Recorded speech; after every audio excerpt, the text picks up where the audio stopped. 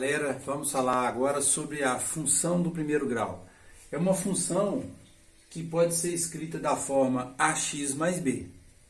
Esse a é o coeficiente angular da reta, é o que determina o ângulo da reta, também chamado de taxa de variação.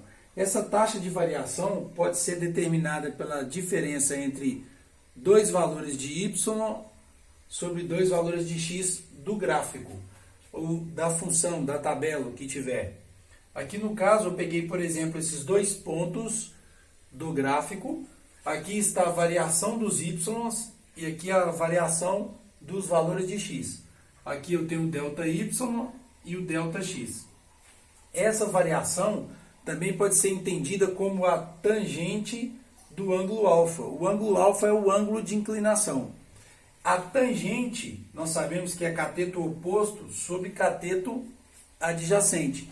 Como esse ângulo alfa é o mesmo ângulo alfa aqui, então eu posso dizer que a tangente de alfa é a taxa de variação. Portanto, o a, que é a taxa de variação coeficiente angular da função do primeiro grau, é também a tangente desse ângulo alfa. Esse a é tudo que nós precisamos saber na função do primeiro grau.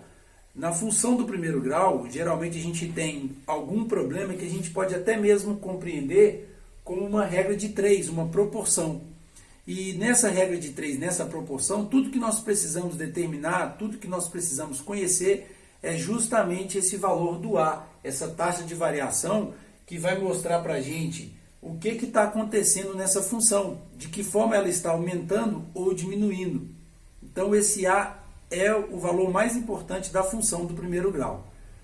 Temos também o valor de b. Esse b, que é chamado coeficiente linear, é o ponto de encontro do eixo y com a nossa reta. Também pode ser entendido muitas vezes como valor inicial, na física principalmente.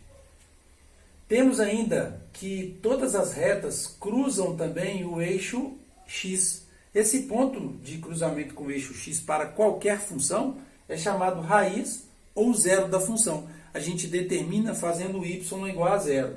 No caso da função do primeiro grau, o menos b sobre a é a raiz da função.